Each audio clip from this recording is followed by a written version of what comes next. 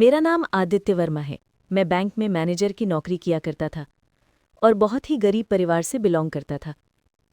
कोई नहीं जानता था कि मेरे यहाँ तक पहुँचने की आखिर क्या वजह थी। एक दिन एक बूढ़ी औरत काफ़ी देर से पेंशन लेने के लिए बैंक के बाहर खड़ी हुई थी, लेकिन जब तक उसकी बारी आई, बैंक का समय खत्म हो चुका था और सारे कर्मचारी अपने अपने काउंटर से हटने लगे थे। वो औरत ये देखकर रोने लगी। मैं जब उसके पास पहुंचा तो उसको पहचानकर हैरान रह गया था, क्योंकि वो तो मेरे कॉलेज की। आज मैं हिंदुस्तान के सबसे बड़े बैंक में एक अच्छी पोस्ट पर नौकरी कर रहा था। सारा दिन एसी वाले कमरे में बैठता था और सब लोग मेरी बहुत इज्जत किया करते थे। मेरे अपने मोहल्ले में भी मेरी बहुत इज्जत थी। मैं साफ सुथरे कपड़े पहनता था, लेकिन हमेशा से मेरी जिंदगी ऐसी नहीं थी। मैंने बहुत परेशानी भरे दिन देखे थे, जिनसे गुजरकर जैसे तैसे मैं आज इस नौकरी और इस कामयाबी तक पहुंचा था। हमारे बैंक में हमेशा लाइन लगी रहती थी। वो बूढ़े लोग जो पेंशन पर गुजारा करते थे, अपनी अपनी पेंशन लेने के लिए लाइन में लगे होते थे। बड़ी अजीब बात थी, एक तो बेचारे बूढ़े लोग और ऊपर से जल्दी ही बैंक जाकर लाइन में खड़े हो जाते थे। कुछ लोगों के साथ उनके रिश्तेदार या जानने वाले भी होते थे, जो उनकी जगह लाइन में खड़े हो जाते थे, लेकिन ज्यादातर लोग खुद ही आते थे। मैं अपने केबिन में बैठा ये सब देखता रहता था। एक दिन मैंने देखा, एक औरत लाइन में अकेली खड़ी थी। उसने साड़ी का पल्लू सर पर लिया हुआ था, चेहरा साफ नहीं दिख रहा था। जब उसके बारी आने वाली थी, तभी बैंक का टाइम खत्म हो गया। बैंक वाले टाइम के बहुत पाबंद होते हैं। टाइम ऑफ होते ही अपने कंप्यूटर बंद कर देते हैं और उसके बाद किसी का कोई काम नहीं करते, चाहे किसी की कितनी भी मजबूरी क्यों ना हो। और उस दिन तो टाइम ऑफ होने के साथ साथ अगले 2 दिन की छुट्टी भी थी। वो औरत अब एक कर्मचारी विक्रम यादव से बहस करने लगी, जो ऊंची आवाज में बोल रहा था, सर टाइम खत्म हो गया है, अब 2 दिन की छुट्टी है और ये माँ जी कह रही हैं कि मुझे तो पेंशन चाहिए, घर में खाने को कुछ नहीं है। मैंने कहा, अच्छा तुम जाओ, मैं देखता हूँ। मैं उस बूढ़ी माँ जी के पास गया। वो एक बेंच पर बैठकर रो रही थी। मैंने कहा, देखिए शारदा देवी, बैंक की पॉलिसी होती है, आपको जल्दी आना चाहिए था। वो बोली, बेटा मैं तो जल्दी ही आई थी, मुझे क्या पता था कि ये लोग कितनी देर लगा देंगे। मैं तो पिछले 1 घंटे से बेंच पर बैठी हूँ और ये लोग चाय पीने में समय लगाते रहे, इतने में तो मेरा काम हो जाता। उनकी आवाज़ मुझे बहुत जानी पहचानी लगी। जब मैंने उनका चेहरा ध्यान से देखा तो मेरे कदमों तले जमीन खिसक गई। मैंने तुरंत अपनी जेब से कुछ रुपए निकालकर उनकी हथेली पर रख दिए, क्योंकि वो कौन थी ये जानकर आप लोग भी हैरान रह जाएंगे। एक समय था जब हमारे पास सब कुछ था, 3 मंजिल का ही सही, लेकिन अपना घर था। मेरे पापा सुरेश वर्मा, मम्मी कविता वर्मा और मेरी छोटी बहन रिया। हमारी खुशहाल फैमिली थी। लोग हमारी फैमिली की तारीफ करते थे।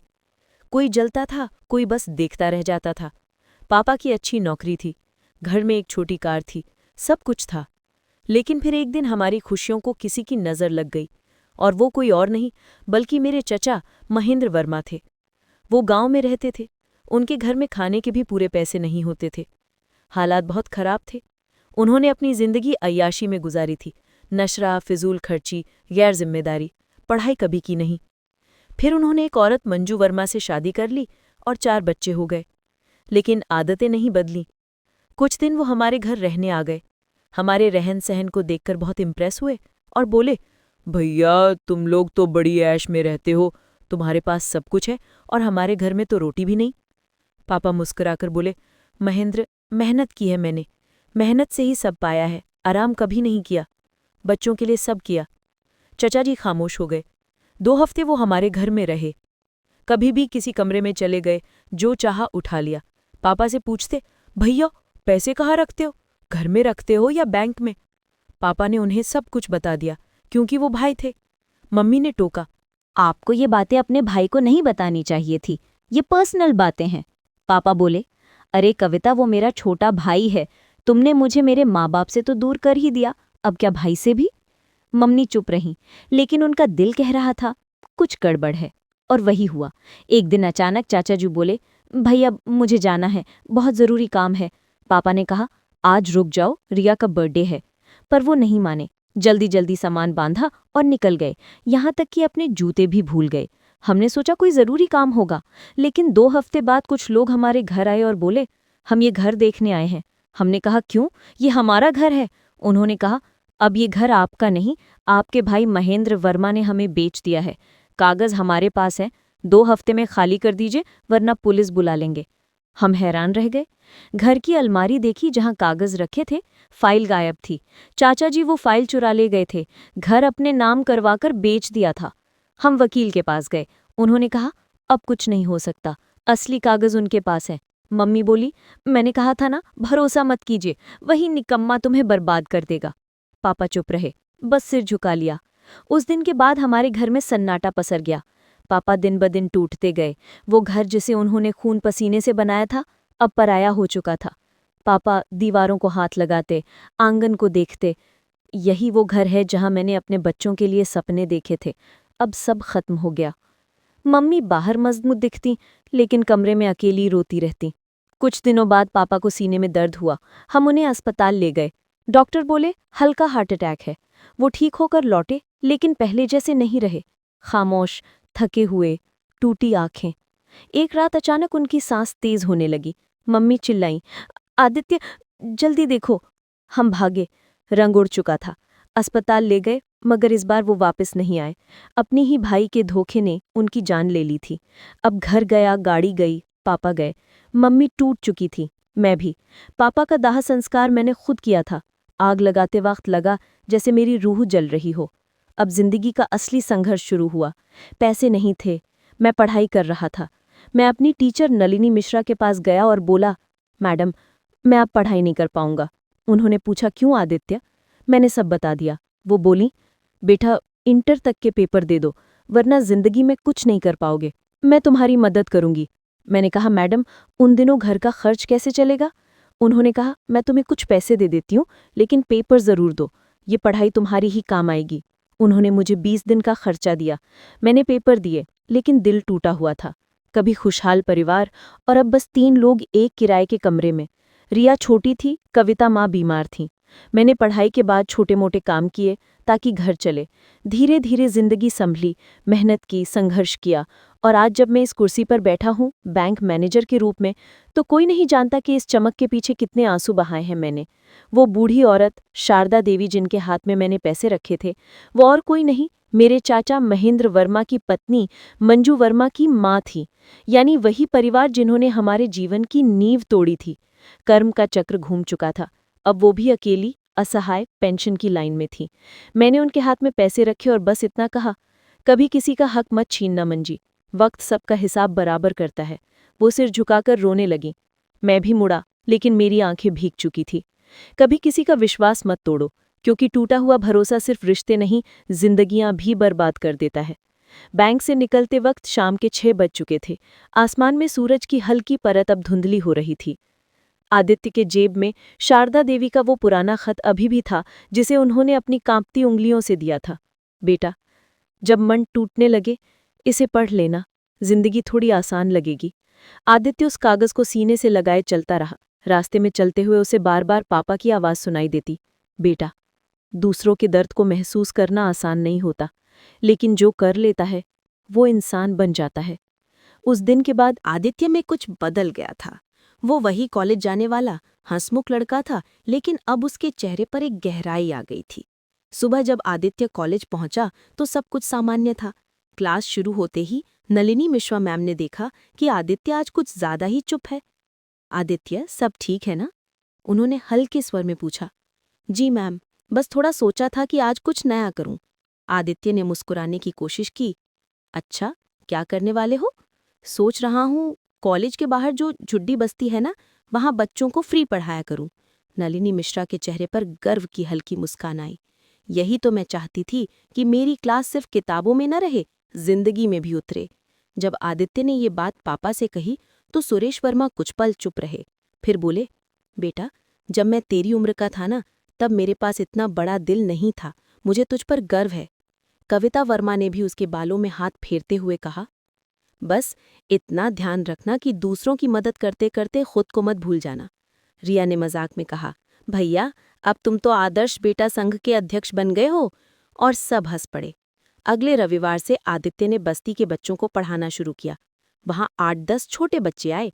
शुरुआत में वो डरते थे, लेकिन जब आदित्य ने बोर्ड पर लिखा, सीखना किसी का अधिकार नहीं, सबका हक है, तो सबके चेहरे चमक उठे। धीरे धीरे वो बस्ती उसका परिवार बन गई।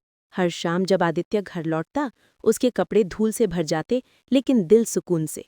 एक दिन बैंक से पत्र आया। लिफाफे पर लिखा था आदित्य वर्मा के नाम और नीचे भेजने वाली शारदा देवी, लुधियाना शाखा। आदित्य ने कांपते हाथों से लिफाफा खोला। अंदर वही बूढ़ी औरत की लिखावट। बेटा, उस दिन जब तूने मुझे लाइन में खड़ा देखा तो शायद तुझे अंदाजा भी नहीं था कि तुम मेरे बेटे जैसा दिखता है। मेरा बेटा 5 साल पहले चला गया था और तब से हर चेहरा मुझे अजनबी लगता था, पर उस दिन तेरा माँ कहना मेरे लिए भगवान की आवाज़ थी। अब मेरी आंखें कमज़ोर हो गई हैं, पर हर दिन तेरी दुआ करती हूँ। तेरी माँ को कहना उन्होंने बहुत अच्छा बेटा पाला है। तेरी शारदा माँ। आदित्य की आंखें भर आईं। वो भागा भागा माँ के पास गया और वो खत उन्हें पकड़ा दिया। कविता वर्मा ने खत पढ़ते हुए चुपचाप बेटे को गले से लगा लिया। देखा सुरेश, ये है हमारी असली कमाई, उन्होंने कहा और घर में सन्नाटा फैल गया। कुछ दिन बाद जब आदित्य फिर बैंक पहुंचा तो विक्रम यादव ने उसे बुलाया। सुनो आदित्य, तुम्हारे नाम से एक रजिस्टर्ड पार्सल आया है, शारदा देवी की तरफ से। आदित्य ने हैरानी से पैकेट लिया। अंदर एक छोटी सी लकड़ी की गुल्लक थी जिस पर लिखा था, मत खोलना जब तक जरूरत ना पड़े।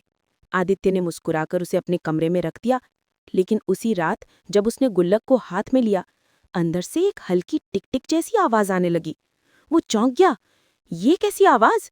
रिया ने कहा, भैया कहीं ये टाइम बॉम्ब तो नहीं? सब हंस पड़े, पर आदित्य के मन में सवालों का तूफान था।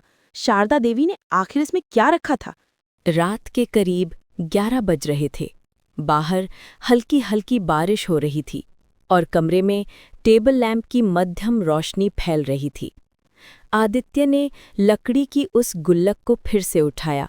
वो साधारण सी दिखती गुल्लक अब किसी पहेली जैसी लग रही थी। अंदर से आ रही टिक टिक की आवाज़ उसे बेचैन कर रही थी। वो सोच में पड़ गया, आखिर शारदा देवी ने मुझे ये क्यों दी थी?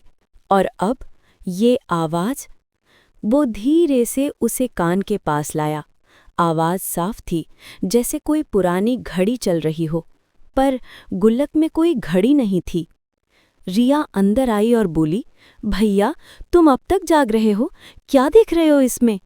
आदित्य ने मुस्कुराते हुए कहा, कुछ नहीं रिया, बस एक रहस्य है जो मुझे बुला रहा है। सुबह होते ही आदित्य गुल्लक लेकर बैंक गया।